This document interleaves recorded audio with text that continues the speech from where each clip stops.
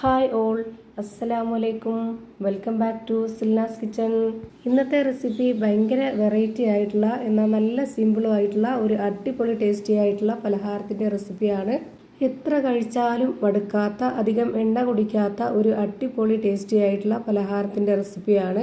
കുട്ടികൾക്കും വലിയവർക്കൊക്കെ ഒരുപോലെ ഇഷ്ടമാവും. അപ്പോൾ ഇതെങ്ങനെയാണ് തയ്യാറാക്കുന്നതെന്ന് അറിയാനായിട്ട് വീഡിയോ സ്കിപ്പ് ചെയ്യാതെ മുഴുവനായിട്ട് തന്നെ കണ്ടു നോക്കണേ. റെസിപ്പിയിലോട്ട് കിടക്കുന്നതിന് മുമ്പായി സിൽനാസ് കിച്ചൺ ചാനൽ ആദ്യമായിട്ട് കാണുന്നവരാണെങ്കിൽ പ്ലീസ് ഒന്ന് സബ്സ്ക്രൈബ് ചെയ്തേക്കണേ. ഒപ്പം തന്നെ ഈ വീഡിയോസ് നിങ്ങൾക്ക് ഇഷ്ടപ്പെടുകയാണെങ്കിൽ ഒരു ലൈക്ക് ചെയ്ത് ഷെയർ ചെയ്ത് സപ്പോർട്ട് ചെയ്യാനും മറക്കരുത്. ഇനി നമുക്ക് ഇതെങ്ങനെയാണ് തയ്യാറാക്കുന്നതെന്ന് നോക്കാം. ഇതിനായി ഞാൻ ആദ്യം തന്നെ എടുത്തിട്ടുള്ളത് കപ്പലണ്ടിയാണ്. 250 ml കപ്പിൻ്റെ അളവിൽ 1/4 കപ്പ് അളവാണ് കപ്പലണ്ടി എടുത്തിട്ടുള്ളത്. അത് മുഴുവനായിട്ടും നമുക്ക് ഈ ഒരു മിക്സിയുടെ ജാറിലേക്ക് ഇട്ട് കൊടുക്കാം. ഈ അളവിലുള്ള കപ്പലണ്ടിക്ക് അനുസരിച്ചുള്ള ഇൻഗ്രീഡിയൻസിൻ്റെ അളവാണ് ബാക്കി ഞാൻ പറയുന്നത്. നിങ്ങൾ എത്രയാണോ കപ്പലണ്ടി എടുക്കുന്നത്, പലഹാരം നിങ്ങൾക്ക് വേണ്ടത്, അതിനനുസരിച്ചുള്ള കപ്പലണ്ടി എടുക്കുമ്പോൾ അതിനനുസരിച്ചുള്ള ബാക്കിയുള്ള ഇൻഗ്രീഡിയൻസിൻ്റെ അളവ് കറക്റ്റാക്കി എടുക്കുക.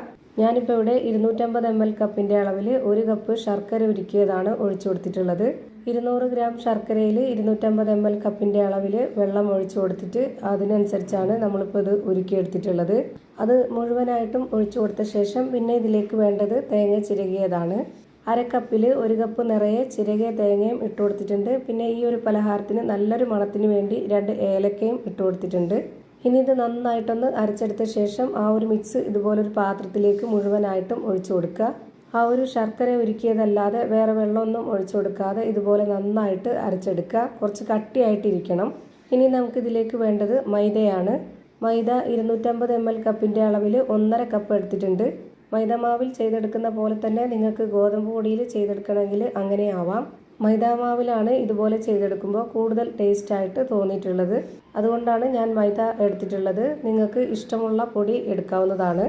ഇനി നമ്മൾ ആ ഒരു മധുരത്തിന് ഒന്ന് ബാലൻസ് ചെയ്യാനുള്ള ഒരു നുള്ള് ഉപ്പും ഇട്ട് കൊടുത്ത ശേഷം ഇതൊന്ന് കറക്റ്റ് പരുവത്തിലേക്ക് മിക്സ് ചെയ്തെടുക്കാനായിട്ട് 250 ml കപ്പിൻ്റെ അളവിൽ 1 കപ്പ് വെള്ളം എടുത്തിട്ട് അതിൻ്റെ പകുതി ആദ്യം ഒഴിച്ചു കൊടുത്തതിന് ശേഷം ഒന്ന് നല്ല പോലെ വിസ്ക് വെച്ചിട്ടൊന്ന് ഇളക്കി കൊടുക്കുന്നുണ്ട്.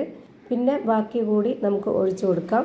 ഇതുപോലെ ഘട്ടം ഘട്ടമായിട്ട് മാത്രമേ ഇളക്കി യോജിപ്പിച്ച് കൊടുക്കാവുള്ളൂ. കാരണം ഒന്നിച്ച് ഒഴിച്ചു കൊടുത്തു കഴിഞ്ഞാൽ ഇതിൻ്റെ പരുവം തെറ്റിപ്പോവും. അതുമാത്രമല്ല നമുക്ക് ഇളക്കിയെടുക്കാനായിട്ടും ബുദ്ധിമുട്ടായിരിക്കും. ഇതുപോലെ നന്നായിട്ട് ഇളക്കി യോജിപ്പിച്ച് കൊടുത്തതിന് ശേഷം ഇനി നമുക്ക് കുറച്ചുകൂടി വെള്ളം ഒഴിച്ചു കൊടുക്കാം. ഈ മാവിൻ്റെ പരുവം എന്ന് പറയുന്നത് ഒരുപാട് ലൂസാവരുത്. ഇതിപ്പോൾ നല്ല കട്ടിയായിട്ടാണ് ഇരിക്കുന്നത്. കുറച്ചൊന്ന് ലൂസാക്കി എടുക്കണം. അപ്പോൾ അതിന് വേണ്ടിയിട്ട് ഞാനിവിടെ 250 ml കപ്പിൻ്റെ അളവിൽ 1/4 ഭാഗം വെള്ളം മാത്രം ഇതിലേക്ക് ഒഴിച്ചു കൊടുത്തിട്ട് ഇതുപോലെ നന്നായിട്ടൊന്ന് ഇളക്കി യോജിപ്പിച്ച് കൊടുക്കുന്നുണ്ട്. ഇത് കണ്ടില്ലേ, ഇതാണ് ഇപ്പോൾ നമ്മുടെ മാവിൻ്റെ കറക്റ്റായിട്ടുള്ള പരുവം. ഒരു കയ്യിൽ കൊണ്ട് ഞാനിപ്പോൾ ഇതൊന്ന് കോരി കാണിച്ചു തരാം. ഇത് കാണുമ്പോൾ തന്നെ നിങ്ങൾക്ക് ഇതിൻ്റെ കറക്റ്റായിട്ടുള്ള പരുവം മനസ്സിലായിട്ടുണ്ടാവും. ഇനി നമുക്കിത് ചൂടായ എണ്ണയിലേക്ക് ഒഴിച്ചൊന്ന് ഫ്രൈ ചെയ്തെടുക്കണം. അതിനായി ഞാൻ സ്റ്റവിലേക്ക് ഒരു കടായി വെച്ച് കൊടുത്ത് ഫ്ലെയിം ഓണാക്കി കൊടുത്തിട്ടുണ്ട്. അതിലേക്ക് കുറച്ച് എണ്ണ ഒഴിച്ചു കൊടുത്തതിന് ശേഷം ഇതൊന്ന് മുങ്ങിപ്പൊരിയുന്ന രീതിയിൽ വേണം എണ്ണ ഒഴിച്ചു കൊടുക്കാൻ. എന്നിട്ട് നല്ല പോലെ ചൂടായി വന്നതിന് ശേഷം ഒരു മീഡിയം ഫ്ലെയിമിലിട്ട് കൊടുത്തിട്ട് ഈ മാവ് ഒരു കയ്യിൽ ഒഴിച്ചു കൊടുക്കുക. എന്നിട്ട് നമ്മൾ ആ ഒരു ഫ്ലെയിമിൽ തന്നെ വെച്ചിട്ട് വേണം ബാക്കിയെല്ലാം ഫ്രൈ ചെയ്തെടുക്കാനായിട്ട്. എങ്കിലേ എല്ലാം ഒരുപോലെ ഒരു പരുവത്തിൽ കിട്ടുള്ളൂ. ഇനി നമുക്ക് ഇതൊന്ന് നല്ല പോലെ ഈ ഒരു പരുവത്തിൽ പൊങ്ങി വരുമ്പോൾ ഇത് തിരിച്ചിട്ട് കൊടുക്കണം. 1 മിനിറ്റ് നേരം ഈ ഒരു ഭാഗം കൂടെ ഒന്ന് വെന്ത് കിട്ടിക്കഴിഞ്ഞാൽ പിന്നെ നമുക്കിതെടുത്ത് മാറ്റാവുന്നതാണ്. അപ്പോൾ അതാ ഭയങ്കര സിമ്പിളാണ്, നല്ല ടേസ്റ്റുമാണ് കഴിക്കാനായിട്ട്. അതുപോലെ തന്നെ ഇതിലൊട്ടും തന്നെ എണ്ണ കുടിക്കുകയില്ല.